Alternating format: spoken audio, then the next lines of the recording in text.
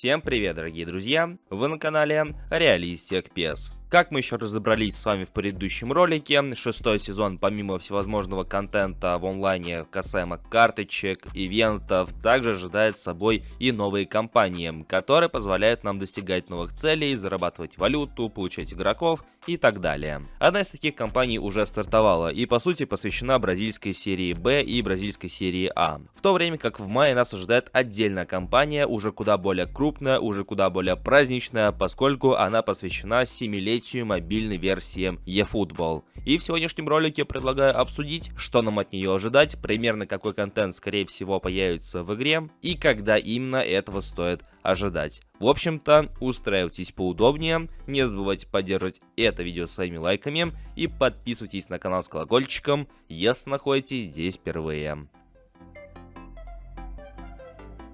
Учитывая, что шестой сезон стартовал не так давно, Konami еще не делится подробностями будущей кампании, да в целом они никогда не рассказывают о будущих кампаниях, а раскрывают подробности лишь ближе к их началу. А поэтому, как таковой конкретики от Konami в ближайшее время мы скорее всего не дождемся, учитывая, что до мая еще приличное количество времени, поэтому все, что нам остается, так это только лишь предполагать. Но как упомянули еще сами Konami на своем официальном сайте, на странице, посвященной небольшому обзору шестого сезона, чуть позже они поделятся подробностями кампании, которая в свою очередь посвящена 7-летию мобильной версии eFootball. Что интересно, подобная традиция устраивать отдельную праздничную кампанию, она проходит уже не первый год. В прошлом году было нечто аналогичное, и тогда Konami также праздновали, так сказать, день рождения мобильной версии eFootball. Она же в свою очередь вышла в 2017 в мае месяце, где-то под конец месяца, если я не ошибаюсь, но кампания в игре стартовала несколько пораньше. Как сообщает Galvania, перед этой майской кампанией в игре планируется обновление, и я так подозреваю, что это самое обновление будет содержать весь тот контент, который мы получим в целом в мае и также в рамках этой кампании непосредственно. Поскольку после обновления 3.4.0 в игре особо ничего нового не добавлялось, какого-то контента скрытого также не имеется, а поэтому есть резон, чтобы Konami смогли добавить хоть что-то, чем они будут, так сказать, радовать игроков на эту праздничную кампанию. Подробности Galvania также не уточняются, но скорее всего это просто новость о том, что вот в преддверии этой праздничной кампании мы получим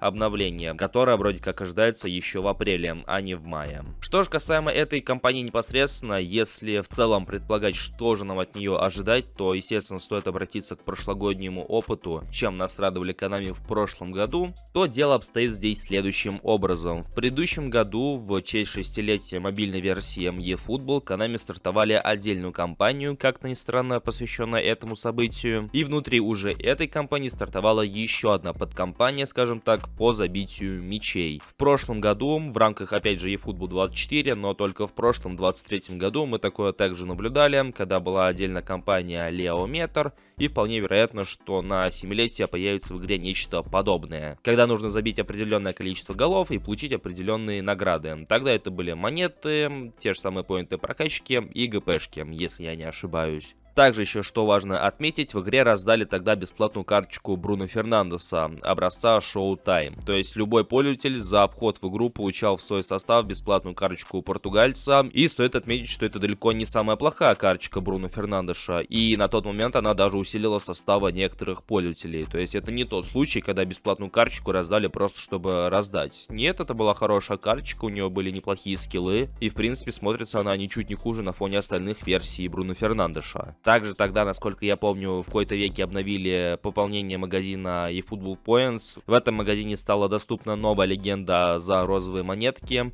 Не знаю, будет ли подобное обновление в этом году, потому что магазин поинтсов обновляется крайне и крайне редко. Но с добавлением бигтаймовских паков туда стали завозить игроков партнерских клубов, далеко не самые сильные их версии, в то время как про легенд, похоже, и вовсе позабыли. Но несмотря на все это, я бы не стал прям надеяться на сплошную халяву и ожидать какого-нибудь бесплатного Ромарио или что-то в этом роде, потому что праздник праздником, но думаю, что Konami прям сильно разбираться по этому поводу не будут. Поэтому, скорее всего, ожидаем какую-нибудь кампанию и одну неплохую там бесплатную карточку, но явно не эпическую, а какую-нибудь там, не знаю, другую. Но это лишь мои предположения, и как оно будет на самом деле, я думаю, мы узнаем уже ближе к маю, когда эта компания и будет приближаться к игре. Ну а пока что можете делиться своими предположениями и ожиданиями в комментариях под этим роликом.